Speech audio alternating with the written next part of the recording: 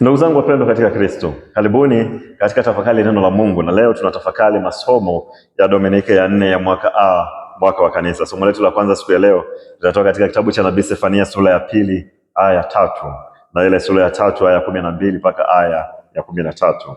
Kwa somo la pili siku ya leo ni waraka wa kwanza wa Mtume Paulo kwa Korinto sura ya kwanza aya ya 26 mpaka aya ya 31. Somo la injili siku ya leo ni injili ya Mathayo sura ya 5 aya ya kwanza mpaka aya ya 12.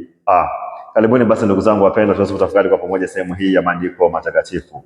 Na nipende kuwaomba nyote kabisa ambao bado hamjasubscribe katika chaneli hii, bonyeza maandishi yaliyoandikwa subscribe, kisha utabonyeza alama ya kengele itakayofuatia, na hapo utakuwa umesubscribe moja kwa moja katika chaneli hii na kufanyika mpendwa na mwanafamilia wa chaneli hii. Karibuni basi ndugu zangu wapendwa, tuweze kutafakari kwa pamoja sehemu hii ya maandiko matakatifu, na tukianza somo letu la kwanza kama jinsi ambavyo nimekwisha kukufahamisha hapo awali ya kwamba tunatoka katika kitabu cha Nabii Sefania sura ya 2 aya ya 3 na ile sura ya 3 aya ya 12 mpaka aya ya 13. Nabii Sefania ni miongoni mwa wanabii wadogo 12, ni mjukuu wa mfalme wa Yuda, mfalme Hezekia, ambaye aliyetawala kuanzia mwaka wa 715 mpaka mwaka wa 685 kabla ya Kristo. Jina Sefania linaweza kutafsirika kama mlinzi wa Bwana au hazina ya Bwana. Hivyo nabii huyu majina yake yanatafsirika kama mlinzi wa Bwana au hazina ya Bwana. Nabii Sefania alihudumu kama nabii kipindi cha utawala wa mfalme Yosia, mfalme wa Yuda au mfalme wa kusini, na hiyo ilikuwa ni mwaka wa 640 mpaka mwaka wa 609 kabla ya Kristo. Alitanguliwa na Nahumu kama nabii, Habakuki na Yeremia. Sefania aliishi katika ufalme wa Yuda kusini mwa Yerusalemu, na alitoa unabii akiwalenga Wayahudi waliokuwa wakiishi katika ufalme wa kusini, yaani ufalme wa Yuda, kipindi ambacho Wayahudi wenzao waliokuwa wakiishi katika ufalme wa kaskazini, yaani ufalme wa Israeli, walikuwa wamekwisha kuchukuliwa utumwani Ashuru kuanzia mwaka wa 722 kabla ya Kristo. Katika kipindi cha utawala wa mfalme Yosia, ambacho ndicho kipindi ambacho Sefania alihudumu kama nabii, hali ya amani ilirejea katika ufalme wa Yuda.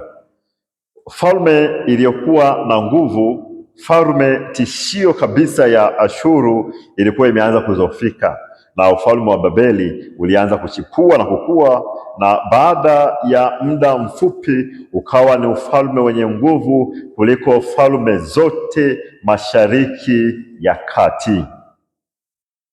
Tukio hilo ambalo lilitokea mwaka wa 605 kabla ya Kristo, baada ya ufalme wa Babeli kuangusha ufalme wa Ashuru pamoja na ufalme ule wa Misri, falme ya Babeli ikawa ni falme yenye nguvu kabisa Mashariki mwa Kati kuliko falme nyingine zozote, ikiwa na jeshi kubwa, jeshi lenye nguvu, jeshi lenye uwezo wa kuidhibiti tawala zingine na kuziweka chini ya mamlaka ya kifalme ya hawa wa Babeli.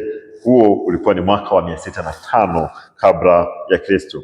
Kitendo hicho kilikuwa ni kitendo chenye manufaa makubwa kwa mfalme Yosia, mfalme wa Yuda, kwani aliweza kujikomboa kutoka katika utawala dhalimu wa Ashuru. Watangulizi wa mfalme Yoshua, hapa tunamzungumzia mfalme Manase ambaye alitawala kuanzia mwaka wa 695 mpaka mwaka wa 642 kabla ya Kristo, na mfalme Amoni ambaye ni baba yake na mfalme Yosia aliyeuawa, ambaye alitawala kuanzia mwaka wa 642 mpaka mwaka wa 640. Hawa walikuwa ni watawala waovu waliowahimiza watu wa Yuda wajitenge na Mwenyezi Mungu kwa kipindi cha miaka 50 na kujiunga na Waashuru, wakiabudu miungu ya Kiashuru, wakifata tamaduni za Kiashuru, na wakiwa wako chini ya mamlaka na utawala wa wafalme wa Kiashuru. Hivyo zile mila na desturi za kipagani za hawa Waashuru ziliweza kuanzishwa katika ufalme wa Yuda, na wananchi au wakazi wa ufalme wa Yuda walilazimishwa watolee sadaka pamoja na ibada zao kwa miungu ya kipagani ya Kiashuru. Hivyo nabii Sefania anatoa unabii wake akiwaonya watu wa Yuda, wakazi wa ufalme huu wa kusini.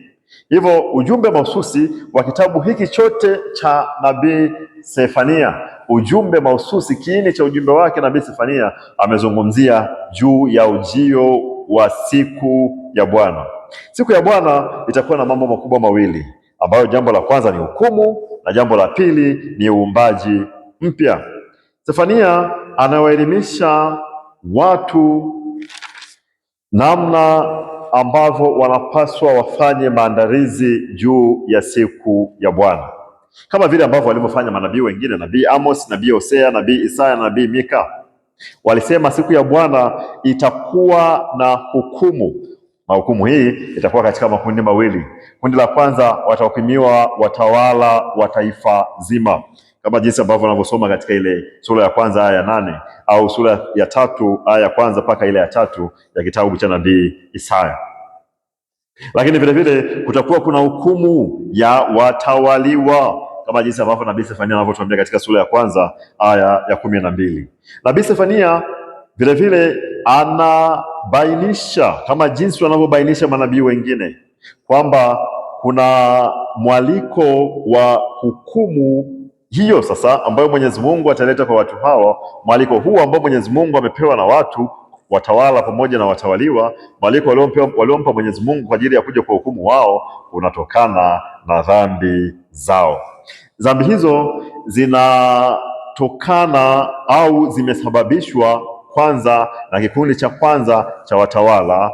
Dhambi hizo vile vile zimetokana na kikundi cha pili cha mahakama au kikundi cha kidini. Vyombo hivi vimekosa uadilifu mbele ya macho ya Mungu. Ukisoma katika kitabu cha nabii Sefania sura ya 3 aya ya 3 mpaka ile aya ya 4, kitabu cha nabii Mika sura ya 3 aya ya kwanza mpaka aya ya 3 na ile aya ya 9 mpaka aya ya 11. Vyombo hivi vikubwa vitatu, utawala, mahakama na chombo cha kidini, hivi ndivyo ambavyo vimechochea asili ya Mwenyezi Mungu, kwa sababu vimekosa uadilifu, na kama ni hivyo vimempelekea Mwenyezi Mungu mwaliko wa kuleta hukumu na adhabu juu ya watu hawa. Vyombo hivi vimekuwa vikiwakandamiza maskini, vimekuwa vikitawaliwa na rushwa na vimekuwa visivyokuwa na adili, hivyo vitaadhibiwa vikali sana siku hiyo ya hukumu. Watu wa kawaida wao wataadhibiwa kwa sababu ya viburi vyao na ukaidi wao, kama anavyotuambia nabii Isaya sura ya 2 aya ya 11 na ile aya ya 7 au sura ya 3 aya ya 16. Sasa nabii Sefania anabainisha na kutanabaisha ya kwamba adhabu hii haiko mbali sana, bali iko karibu sana. Ukisoma katika kitabu cha nabii Sefania sura ya kwanza aya ya 7 na ile aya ya 14 au kitabu cha nabii Hosea sura ya kwanza aya ya 4, vinatanabaisha ya kwamba adhabu hii ambayo itakuja siku ya Bwana, hukumu hii itakayowekwa na Mwenyezi Mungu kuadhibu watawala, kuadhibu watawaliwa, kuviadhibu vyombo vyote vinavyosimamia haki, mahakama za kipindi hicho na vyombo vingine ambavyo ni vya kidini ambavyo vimekengeuka na kukosa uadilifu, vitaadhibiwa vikali sana. Na adhabu hiyo wala wasidhani ya kwamba iko mbali, iko karibu mno. Adhabu hii itakuwa ina namna vile vile ya kuunda ufalme mpya wenye kuongozwa kwa misingi ya haki na uadilifu, na wale watakaobaki waadilifu ndio ambao watakaofaidika na mema ya ufalme huo ambao utakaoanzishwa upya na Mwenyezi Mungu. Na watu hao ni wale wote wanaosikia ujumbe wa manabii na kuuzingatia. Hao tu ndio ambao watakaosalimika, watu waadilifu, watu wanyoofu, watu wenye uchaji wa Mungu, kama ambavyo anatuambia nabii Sefania katika sura ile ya 3 aya ya 11 mpaka aya ya 12, au tunabaisha nabii Isaya katika kitabu chake cha nabii Isaya sura ya 2 aya ya 11 mpaka aya ya 12. Katika somo letu la kwanza, nabii Sefania anawasihi watu waadilifu waendelee na moyo wa unyenyekevu kwa Mungu, ndio utakaowaponya dhidi ya hasira ya Mungu, siku ile ijulikanayo kama siku ya Bwana, siku ya hukumu, siku ya kuunda taifa upya, kuwaondoa wote waliokosa uadilifu, kuwaondoa wote waliokosa haki, kuwaondoa wadhambi, kuanzia ngazi ya watawala mpaka ngazi ya chini ya watawaliwa. Kwa hiyo nabii Sefania anatuambia kwamba adhabu ya Mwenyezi Mungu iko juu ya wote wanaotenda maovu. Wote wanaotenda maovu wataangamizwa kwa hasira ya Mungu. Kwa hiyo sauti hii sasa ya nabii Sefania inakuwa ni sauti ya watetezi kwa wanyonge, kwa waadilifu, kwa wanaokandamizwa, kwa wanaodhulumiwa na wanaoonewa. Watambue ya kwamba Mwenyezi Mungu yuko pamoja na wao, na wale wote wanaosababisha madhulumu haya kwa watu hawa wanyonge wataadhibiwa vikali sana. Tena si muda mrefu, ni muda mfupi tu, hasira ya Mwenyezi Mungu itawaka juu yao. Na mambo haya sasa ndio ambayo yaliyotokea mwaka wa 597 kabla ya Kristo. Unabii huu wa nabii Sefania ukakamilika kwa 100%.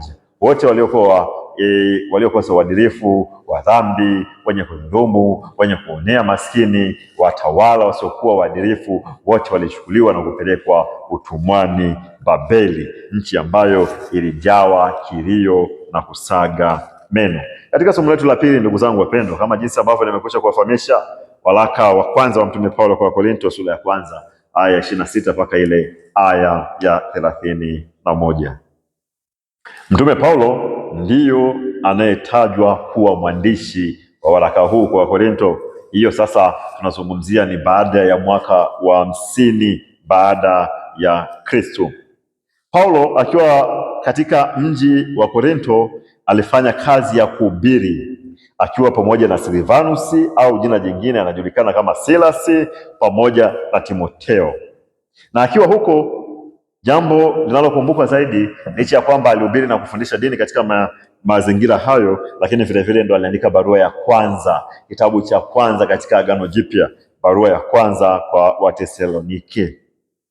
Ikumbuke kwamba utume wa Paulo katika mji wa Korintho ulikuwa ni katika kipindi kile cha pili cha safari yake ya kimisionari, ile ya pili, kati ya mwaka wa 51 mpaka mwaka wa 54 baada ya Kristo. Alifundisha huko, akawaongoza watu na kuanzisha kanisa huko. Baada ya kukaa huko, aliondoka na kwenda katika mji wa Efeso. Akiwa katika mji wa Efeso, anapata taarifa kutoka katika familia ya Koroe juu ya uwepo wa matatizo mbalimbali katika kanisa changa, kanisa la Korintho, ambalo yeye mwenyewe amelianzisha.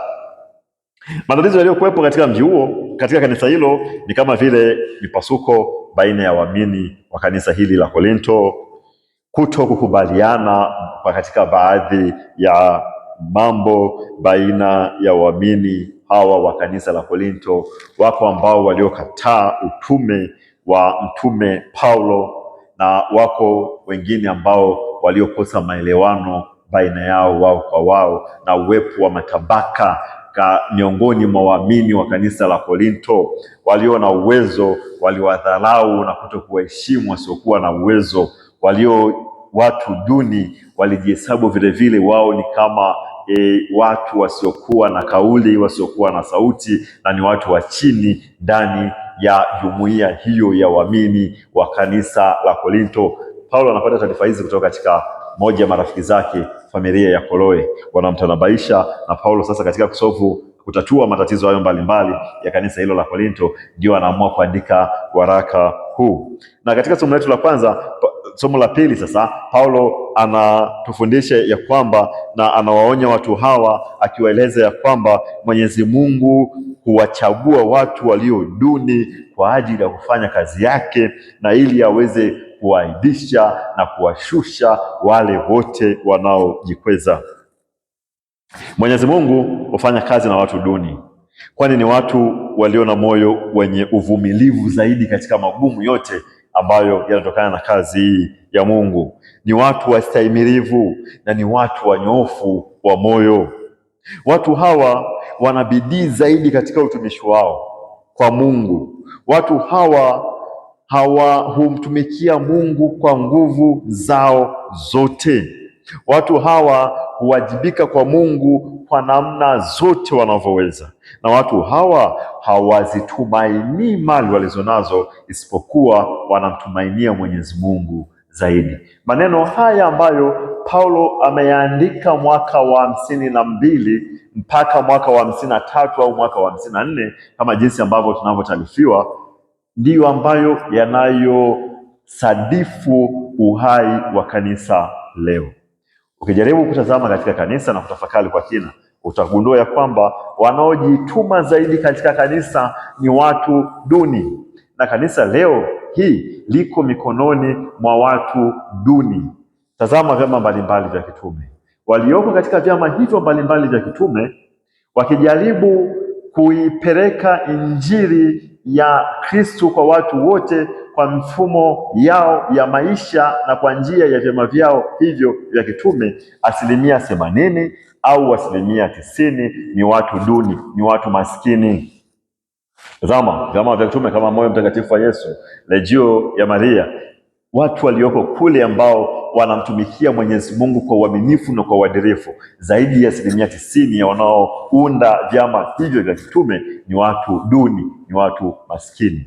Chama cha kitume cha kwaya, zaidi ya 80% kama sio 90% au wakati mwingine 100% ni watu maskini, ni watu duni ambao wanaona ya kwamba wanaweza wakamwimbia Mwenyezi Mungu kwa karama ya uimbaji ambayo Mungu amewapatia, na wanafanya hivyo, wanatimiza utume huo kwa furaha, kwa amani, kwa uelewano na kwa upendo mkubwa kabisa, kwa karama hiyo na kipaji hicho na utume huo wa uimbaji ambao Mwenyezi Mungu amewajalia. Ni asilimia ndogo sana ya watu wenye uwezo ambao wanashiriki katika vyama hivyo vya kitume. Angalia hata chama cha kitume cha makatekista, zaidi ya 80% kama sio 90% au wakati mwingine 100% wanaofanya utume huo wa uinjilishaji kwa namna hiyo ya utume wa ukatekista ni watu maskini, ni watu duni, watu wenye kumpenda Mwenyezi Mungu, na watu ambao wanaoamini ya kwamba kupitia utume huo ambao Mwenyezi Mungu amewapa, licha ya uduni na umaskini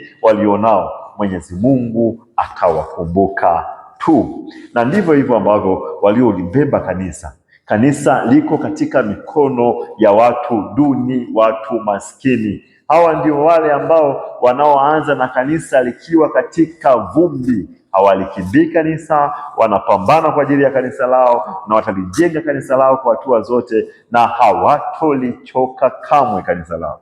Asilimia zaidi ya 80, asilimia zaidi ya 90 ya watu hawa ni watu maskini, ni watu hai, ni watu duni, wale ambao wako mstari wa mbele katika shughuli za kanisa. Tathmini, fikiria, watazame, ni watu duni, ni watu maskini, watu ambao wanaamini ile senti yao ya mwisho kabisa wanayoitoa kwa ajili ya Mwenyezi Mungu ina baraka, ina faida na ina neema kubwa sana kwao na kwa familia zao. Na ndio maneno haya ambayo Mtume Paulo anatuambia leo. Mungu hupenda kuwatumia watu maskini kwa ajili ya shughuli zake za kimungu, lakini vile vile kuwaaibisha wale wanaodhani ya kwamba pasipo wao kanisa haliwezi likaenda. Sisi sote tuna mchango mkubwa sana, licha ya kuangalia mali tulizonazo, licha ya kuangalia nafasi tulizonazo, licha ya kuangalia vyeo tulivyonavyo. Kila mmoja anapaswa atumike kwa nguvu zote ili ahakikishe kwamba kazi hii ya Mwenyezi Mungu inazidi kwenda mbele. Tusiangalie mali, nafasi, heshima, vyeo na vitu kama hivyo. Jambo la kwanza ni kuvua hayo yote, kuvua kiburi, kuvua ufahari, kuvua umimi, kuvua heshima, kuvua vyeo tulivyo navyo, kuvua mali na vyote hivyo, na kujivika vazi la umaskini, ufukara, kwa sababu ya kwamba mimi mbele ya Mwenyezi Mungu si kitu. Na kuanzia hapo sasa, hiyo ni hatua ya kwanza ya kuanza kufanya kazi ya Mwenyezi Mungu kwa moyo mnyofu. Na katika somo letu la Injili siku ya leo, Injili ya Mathayo sura ya 5 aya ya kwanza mpaka aya ya 12, tunasikia habari juu ya heri 8.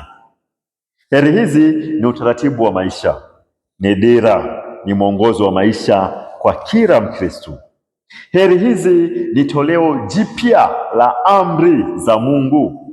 Heri hizi lengo la mwinjili Mathayo ni kumwonyesha Yesu kama Musa mpya. Musa wa kale alipewa amri za Mungu katika mlima Sinai. Yesu ambaye ni Musa mpya anatupatia toleo jipya la amri za Mungu akiwa mlimani, mlima uliokuwa jirani na mji wa Kapernaumu. Yesu akiwa mlimani alipokwisha kuketi na kuwafundisha wanafunzi wake, ndipo alipofunua kinywa chake na kuanza kuwafundisha heri hizi. Ulikuwa ni utaratibu kwa walimu wa Kiyahudi, marabi waliketi ili kufundisha mafundisho muhimu na mafundisho rasmi ya dini ya Kiyahudi. Mafundisho rasmi na yale mafundisho muhimu ya dini ya Kiyahudi yalitolewa na marabi wakiwa wameketi. Ilikuwa ni marufuku rabi kusimama kutoa fundisho rasmi au fundisho muhimu katika dini ya Kiyahudi. Mafundisho yetu rasmi yalitolewa na walimu wa Kiyahudi wakiwa wameketi. Hata hii leo Baba Mtakatifu anapotoa fundisho rasmi la kanisa lenye kuhusu mambo ya imani au maadili, hutoa akiwa ameketi, extra cathedra. Yesu alitoa fundisho hilo akitanabaisha kwamba yeye ni mwalimu wa Kiyahudi au rabi, na alifundisha fundisho hili akiwa ameketi. Kitendo cha kuketi na kufumbua kinywa chake kiliashiria fundisho linalotoka ndiyo moyo wa mafundisho yote na ndiyo fundisho rasmi la Yesu Kristo. Na anatoa hizo heri 8, anafundisha heri 8. Kila heri imeanza na neno la Kiyunani makarios, lenye tafsiri ya heri au kitu chochote chenye kubarikiwa au chenye baraka au kitu chochote chenye bahati, makarios. Kwa hivyo walio maskini wa roho wana heri, wamebarikiwa sana, ni wenye bahati sana, kwa sababu hawajajifungamanisha na vitu vyovyote vile vya dunia hii. Wanaheri wenye huzuni, wanaheri wapole, wanaheri wenye njaa, wanaheri wenye kiu ya haki, wanaheri wenye rehema, wanaheri wenye moyo safi, wanaheri wapatanishi, wanaheri wenye kuudhiwa kwa sababu ya haki. Sasa haya yote ambayo Yesu ameyafundisha kama toleo jipya la amri ya Mwenyezi Mungu, ndiyo ambayo sasa Mtakatifu Agustino anafundisha ya kwamba sisi kama Wakristo tunapaswa tujenge mji wa Mungu tukiwa hapa duniani. Iko miji miwili ambayo inayopingana kiitikadi, kimaono na kimkakati: mji wa Mungu pamoja na mji wa kibinadamu, mji wa dunia, de civitate Dei na de civitate terrena, mji wa Mungu pamoja na mji wa wanadamu. Mji wa Mungu ni mji unaoongozwa kwa misingi, taratibu na heri za Mwenyezi Mungu. Hizo ambazo Mtakatifu Agustino anatuambia kwamba tunapaswa tujenge mji wa Mwenyezi Mungu tukiwa hapa duniani. Sasa mji wa Mwenyezi Mungu una sifa zipi? Mji wa Mwenyezi Mungu una sifa zifuatazo. Sifa ya kwanza, mji wa Mwenyezi Mungu hauna mashindano katika uovu, bali una mashindano katika mema. Heri hizi zote zinalenga kumuunda mwanadamu kuwa kiumbe chema, kiumbe chenye heshima, kiumbe kinyoofu, kiumbe chenye uchaji wa Mungu, si kiumbe ambacho kinashindana katika maovu. Ukitazama dunia ya leo, kuna mashindano makubwa sana ya uovu. Ziko silaha zinazotengenezwa kwa mashindano, silaha nzito, silaha za kuangamiza, na zote hizi zinatengenezwa kwa mashindano, kila moja ikionekana ni bora zaidi ya mwingine. Hazina lengo za kuangamiza wanyama, haziangamizi tembo, haziangamizi simba, haziangamizi nini, lakini ni silaha za kumwangamiza mwanadamu. Mashindano katika uovu. Tunajibidisha zaidi kutengeneza silaha ambazo zitamwangamiza mwanadamu. Huo ni mfano wa kwanza. Yako mashindano mengi. tunashindana katika yale yaliyo maovu. Sasa mji wa Mwenyezi Mungu hautakiwi kuwa na silaha hizo wala mashindano ya silaha hizo za kumwangamiza mwanadamu, lakini mji wa Mwenyezi Mungu kama anavyotuambia Mtakatifu Agustino unapaswa uwe na silaha za kumuhuisha mwanadamu, silaha za kumfanya mwanadamu aishi kwa wema na raha mustarehe akiwa hapa duniani. Na silaha ya kwanza ndio hiyo sasa Mtakatifu Agustino anasema ni umaskini. Kama Yesu anavyotufundisha katika heri hizi nane, tunapaswa kujenga moyo wa umaskini, kuto kujifungamanisha na mambo ya kidunia, kuto kujifungamanisha na mali za kidunia. Wako watu ambao wamejifungamanisha zaidi na mali za kidunia kiasi kwamba yuko radhi hata kutoa au kuvunja utu wake ili aweze kupata mali hizo. Mwingine anaona ni jambo la kawaida hata kuua, amue mwanadamu mwingine, amwangamize, atoe uhai wa mtu mwingine ili yeye mwenyewe aweze kunufaika. Tamaa mbele, mauti nyuma. Sasa katika mji wa Mungu, na sisi ambao ni Wakristo ni wajenzi sasa wa mji wa Mungu, mashindano ya uovu wa design hiyo hayana nafasi kwetu, yasiwepo kabisa. Usitawaliwe na mali, bali wewe itawali mali. Wako wanaokimbia familia zao kwa sababu ya mali. Wako wanaojitenga na watu, unajitenga na ndugu, unajitenga na wazazi kwa sababu ya mali. Wako wanaodiriki hata kudhulumu ili waweze kujipatia mali. Mwanadamu mbele ya swala la mali anakuwa mnyama kabisa. Anaweza akatenda tendo lolote ovu ili aweze kujipatia mali.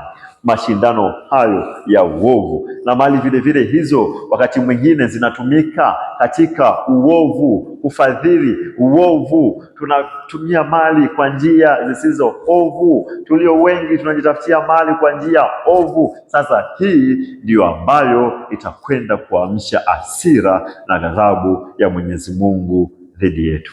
Kamwe usiendeshwe na mali. Usiwe na mashindano ya kutafuta mali kwa njia ovu. Sisi si watu wa kushindana katika uovu, bali ni watu wa kushindana katika yaliyo mema.